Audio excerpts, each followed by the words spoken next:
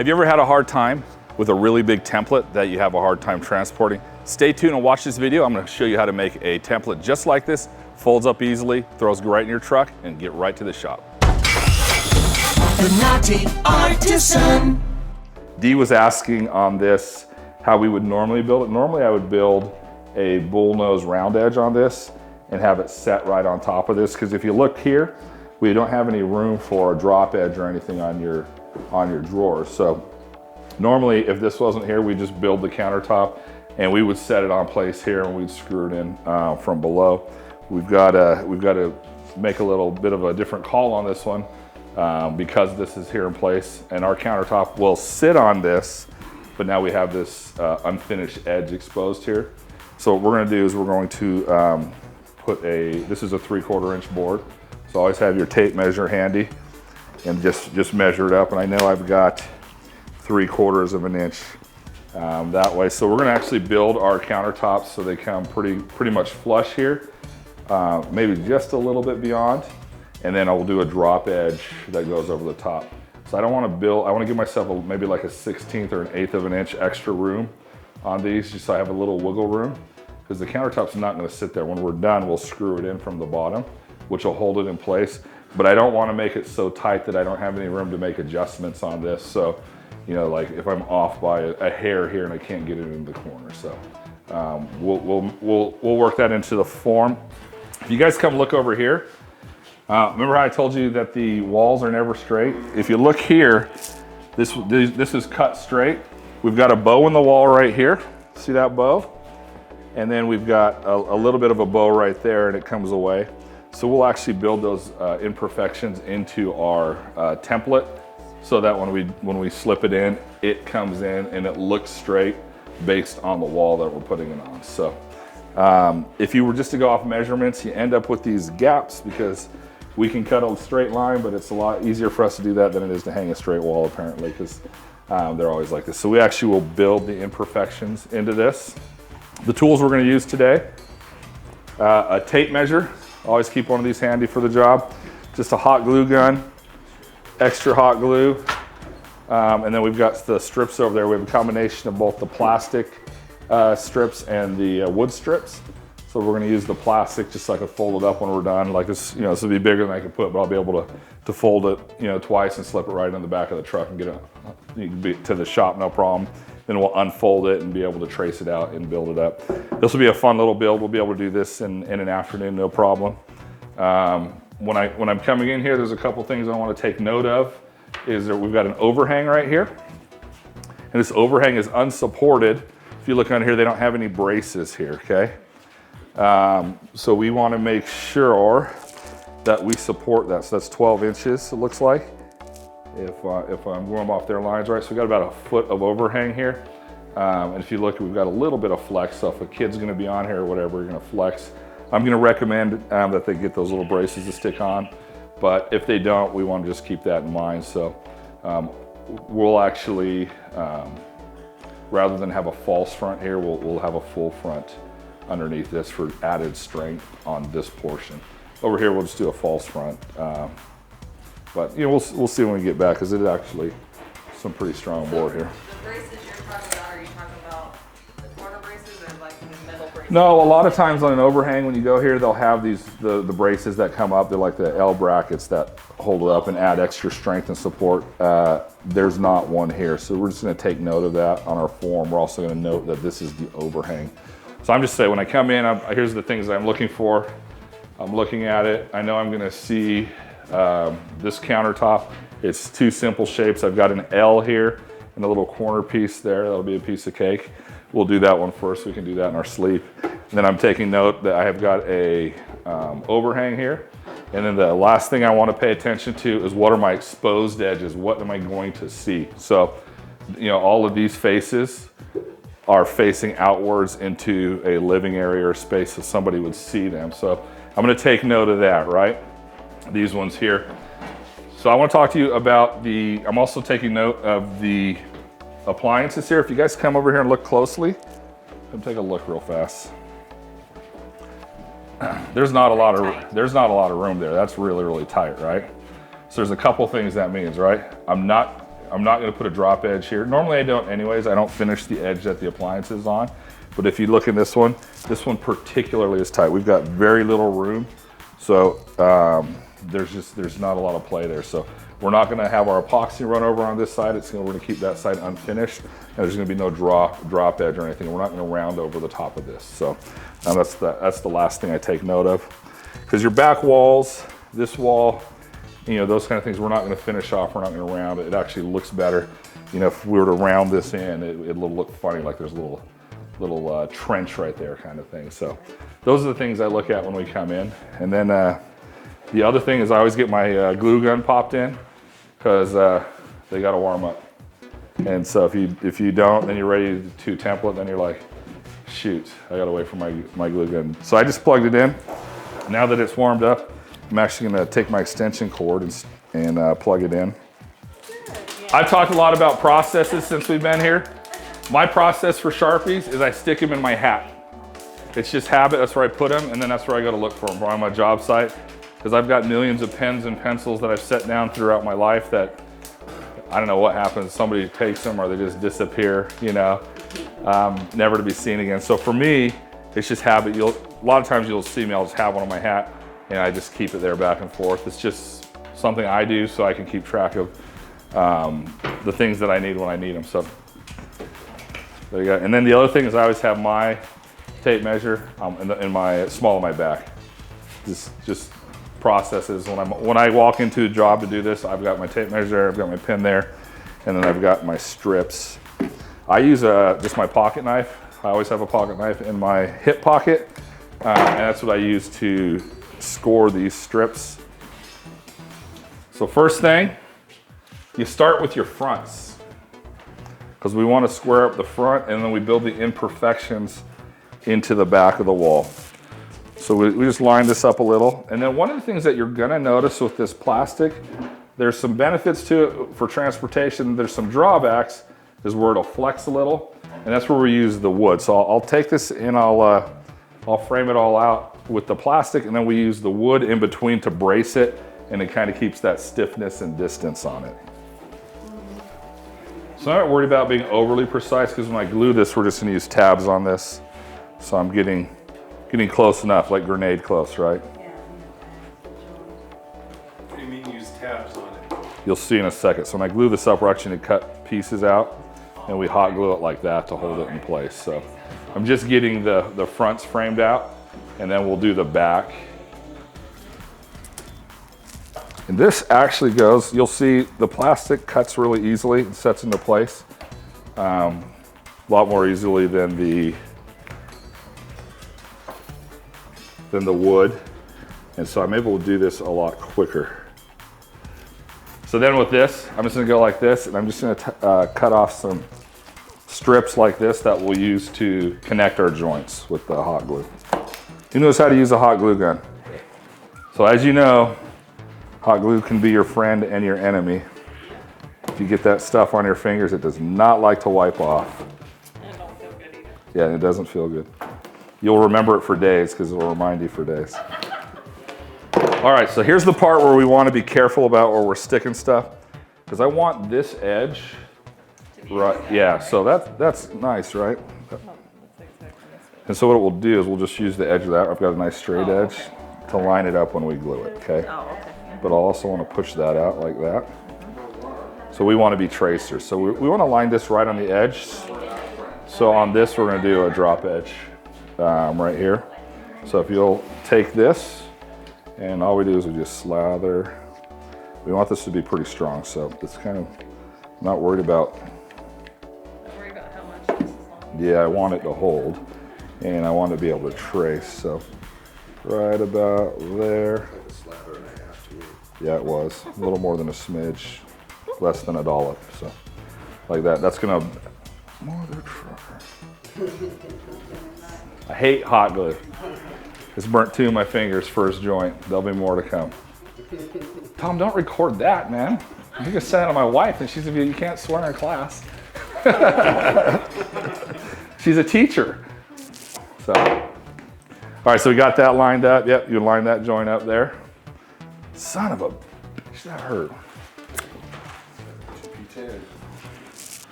2P10. So that's a good one. Marlon's talking about 2P10, that instant binder. I do not like it for this application, particularly with the plastic, because it sets instantly. And I like to have a little wiggle room to set up. The name is 2P10. There's two types of hot glues. You have to use the one, I forgot what this one is. I think it's called, It's the hot temperature one? yeah. The other one just doesn't hold. So the frames are fragile. I just need them to be strong enough to get back to the shop, and lined up there. Perfect. I just got to get them back to the shop so that we can trace it out and cut our template. So We're having to make an adjustment on this one because of the plywood. So normally in this scenario, and the way we make that determination is the drawers. Say, there's no room here to put any kind of drop edge. So the only reason I'm putting any kind of drop edge here is to cover up the wood below. And then guys, we just have to be close enough. So, you know, that's the beauty of this, is we don't need it, you know, we have margins of errors that we can work within in this. And then when we tack it up, it holds it in place. So visually we'll see that. We'll take some measurements here in a minute as well and go from there. Get there. Now we want to do is get the wood, and let's brace this thing up so we're not getting a lot of flex in between. And so these are literally just bracing. So I'll just kind of, oh, it's broken already. Watch out. So I'm just gonna put my finger right there. I'll just take my knife and you score it a few times just to get it to break. Yeah, I've got 3 of them now. And then what you do is just bring towards you, just snap it towards you just like that. And so we'll just use that to brace the distance. You see what I'm saying? Like this, we're gonna eliminate that with this because there's no play in the wood. So I'm just gonna put a couple bracing spots in. And then the other thing that we want to do is use these braces. We're gonna mark out the distance on the sink, because that's gonna be key. So we're gonna wanna take measurements on there, and I'll show you how we mark the template up from there. So I only brace up these real big ones. So that little piece over there, we're not gonna brace up because it doesn't need the support when we travel. The other thing that we are doing here is we're doing a 4-inch backsplash for them here. So we're gonna wanna take a measure of our wall so that when we're pouring, we don't forget that, you know. So I've already come in here and taken pictures before I did anything. So we'll build the template out and we'll take pictures again so that we can see it, and we constantly reference our pictures just in case we have any questions or anything like that. All right, so if I can get you to glue these in, and when you're gluing, just start with one, and then on your second one is where you'll make the adjustment to pull it in. We want to be right on the edge of our this is what will keep us there. So the first one doesn't matter as much because you use the second one to do the adjustment.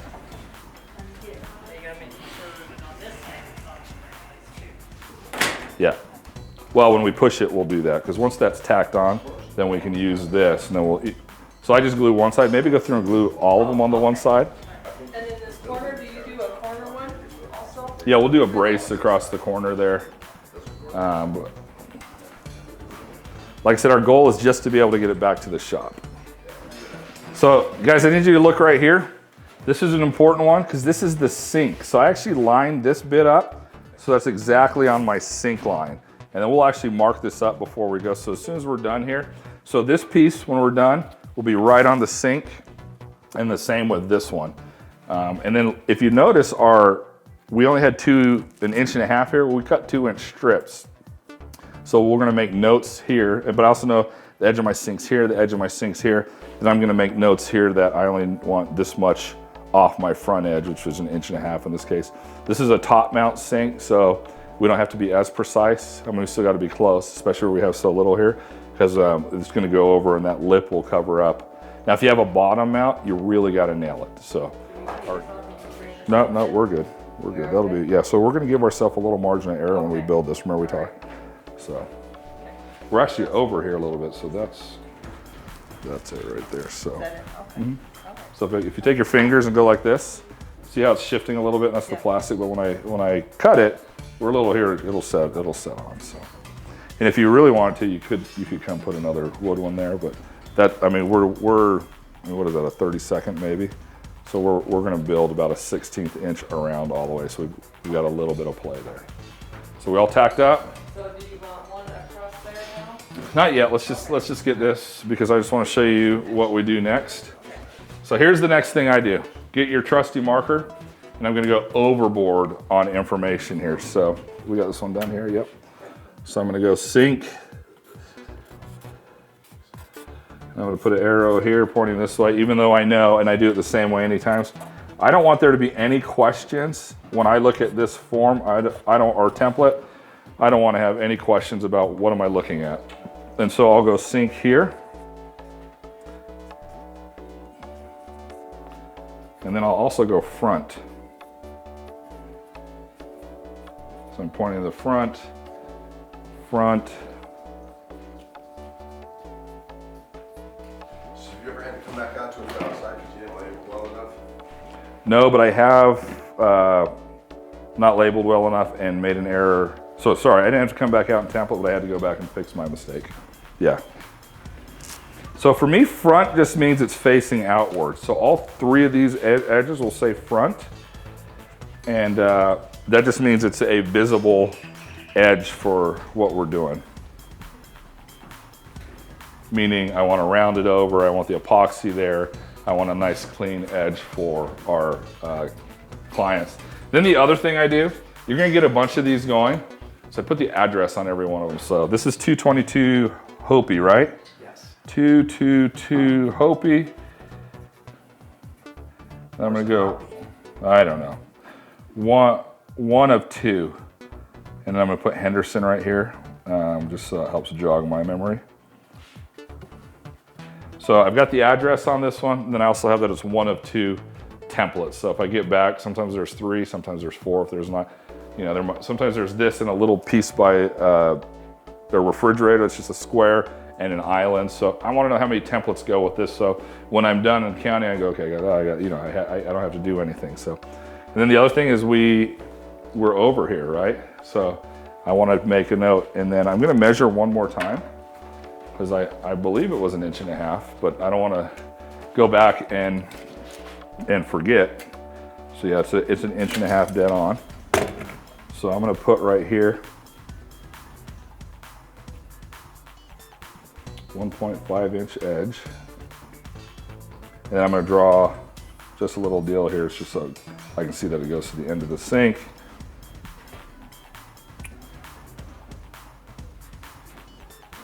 If you had your scissors, would you cut that out, or you just still do it out? No, I would still do that, because what I'll do, this is a factory edge right here. So I'll actually take my speed square, and they've got little notches. I'll hit it at 1.5 inches, and I'll run that line across so it's perfectly 1.5 inches, which I'm not gonna get that cutting it out, right? So, and where this is a top mount sink, I need to be close, but you know, like grenade and horseshoe close, not dead on. So that'll get me there. And these edges were put in. I use my fingers a lot, so I just push that down, I use my fingers and roll it. I can tell that it's flush just like that, okay? What about that back edge? Because you have to have the whole thing bigger as well. We're not done yet. Hold on, Gary. Patience. I'm looking for your scissors. So, there you go. I think I'll hold back. So then the other thing, I'm gonna go stove right here. I'm pointing in. I'm gonna put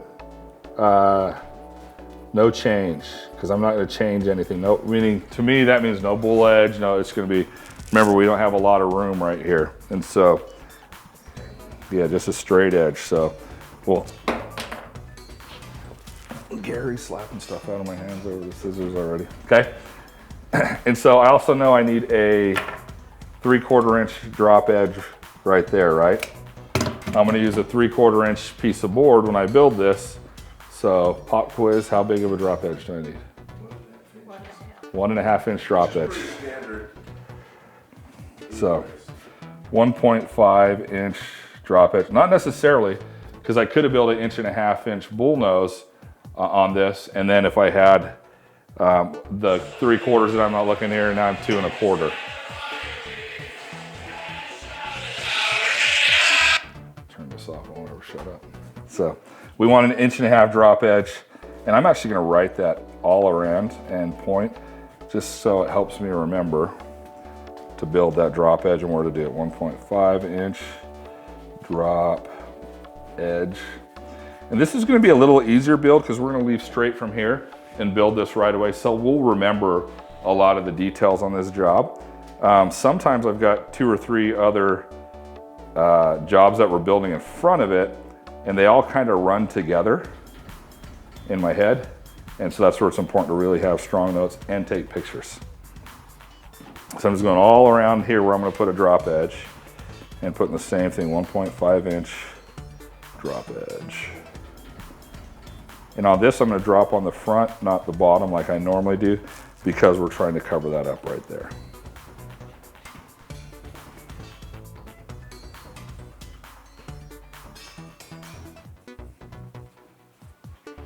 And then the other thing is I mark the back wall. So back wall.